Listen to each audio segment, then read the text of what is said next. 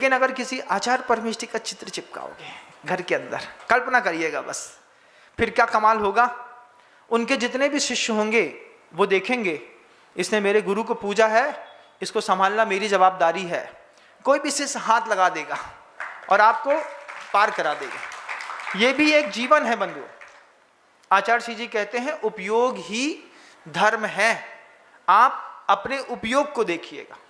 और फिर द्रव्य संग्रह में एक गाथा आ गई, उपयोगो दुबियप्पो। दो प्रकार का उपयोग होता है, दंशन नानम च दंसनम चदुदा, ज्ञानोपयोग और दर्शनोपयोग। और दर्शनोपयोग चदुदा चार प्रकार का होता है। जब मैंने ये पंक्ति पढ़ी और जब ये संवाद मैंने गुरुवर का सुना, ये मेरा प्रवचन नहीं है, ये प्रवचन गुरुदेव का है। गुरुदेव ने यह प्रवचन अमरकंटक में सन 2003 में दिया था।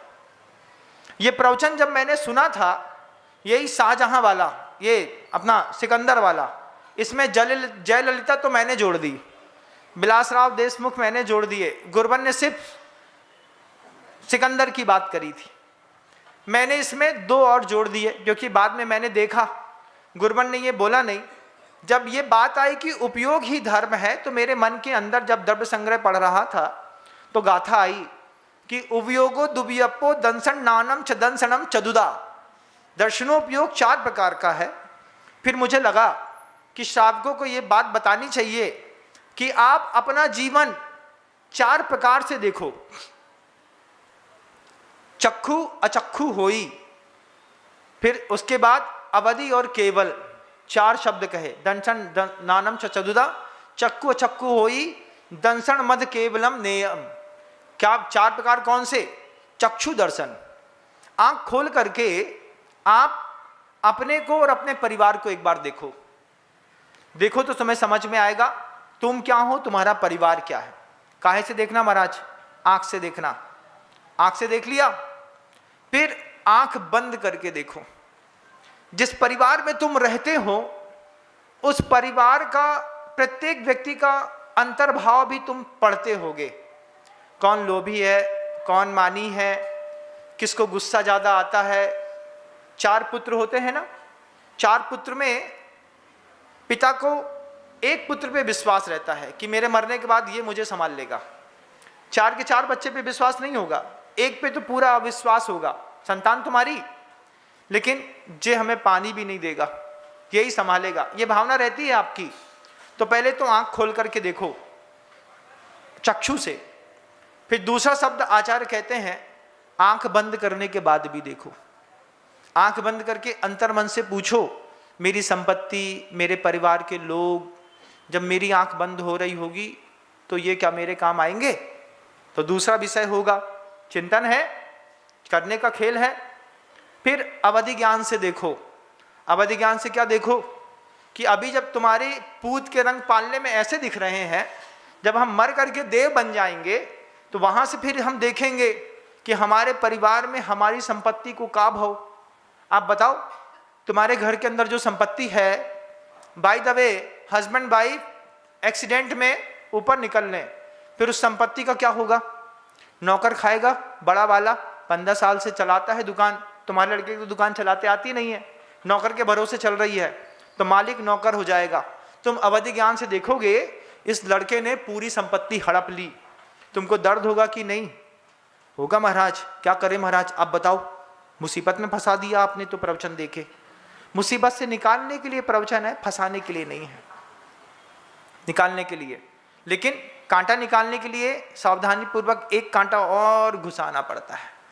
थोड़ा सा घुसा के नीचे तक जाके, फिर थोड़ा सा टेढ़ा मेढ़ा करके, थोड़ा सा ऐसे ऐसे दबा के, ऐसा करके अकौवा का दूध डाल के, उसमें एक मिट्टी तेल का पोहा लगा के, फिर क्या, फिर अमृत धारा डाल के, फिर कांटा बाहर निकालना पड़ता है। ऐसी प्रवचन में जब मैं कहूं कि तुम्हारे मरने का टाइम आ गया है, तो तुम ये मत समझना कि तुम्हारे मरने के लिए बोल रहे हैं, ये समझना कि कांटा निकालने के लिए महाराज अमृत धारा डाल रहे हैं। अमृत धारा ठंडाती है, समझ रहे हो ना? नहीं तो बोल दो महाराज हमारे मरे के बारे में बोल रहे थे, कल से तुम हमारे नाम से हमारे से शांति धारा ही नहीं करवाओ, हम तुम्हारी शांति धारा पढ़ेंगे, जीवन में, जीवन के साथ वाली भी और जीवन के बाद वाली भी, दोनों शांति धारा मैं ही पढ़ूंगा तुम्हारी, तुम चिंता नहीं करो। लेकिन अपने परिवार को देखो, आंख खोल के देखो, आंख बंद करके देखो कि आंख बंद करने पर कौन संभालेगा। फिर अवधि ज्ञान से देखो, कल को तुम देव हो गए, देव होने के बाद तुम अपनी संपत्ति प्रॉपर्टी देखोगे तो तुमको उसमें कौन कब्जा करके बैठा है। पता चला बगल वाले ने 2.5 फुट जमीन 80 फुट मार ली। अब मेन रोड की जमीन थी, 40,000 रुपये स्क्वायर फीट की जमीन थी, 2.5 फुट जमीन में तुम्हारी आत्मा तिल मिलाएगी कि नहीं? देवता बनने के बाद नहीं तिल मिलाएगी, वहां से भूत बन के आओगे, निकल मेरी जमीन से बाहर। तो ये तीसरा घटना घटेगी। तो अवधि ज्ञान से देखो, फिर केवल ज्ञान से देखो। केवल ज्ञान की नजरों से देखोगे तो पता चलेगा कि सिर्फ द्रव्य का परिणमन होता है, दुनिया में कोई किसी द्रव्य का स्वामी नहीं होता।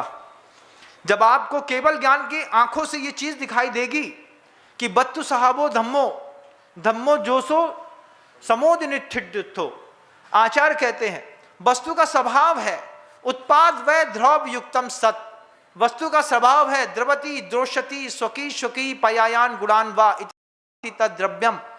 जब आप केवल ज्ञान की आंख से अपना सोना देखोगे, चांदी देखोगे, अपनी जमीन देखोगे, पुत्र देखोगे, मकान देखोगे, तुमको दिखाई देगी वो बात कि ये द्रव्य है, इस द्रव्य का परिणमन होता है, इसकी पर्यायें बदलती हैं, लेकिन दुनिया में कोई इसका स्वामी नहीं होता, कोई इसका कर्ता नहीं होता, कोई इसका भोक्ता नहीं होता। बंधुओं, आज जिस मंदिर पर बैठ करके आप धर्म ध्यान करते हैं ना, इसी मंदिर की जमीन पर कभी शमशान घाट हुआ होगा।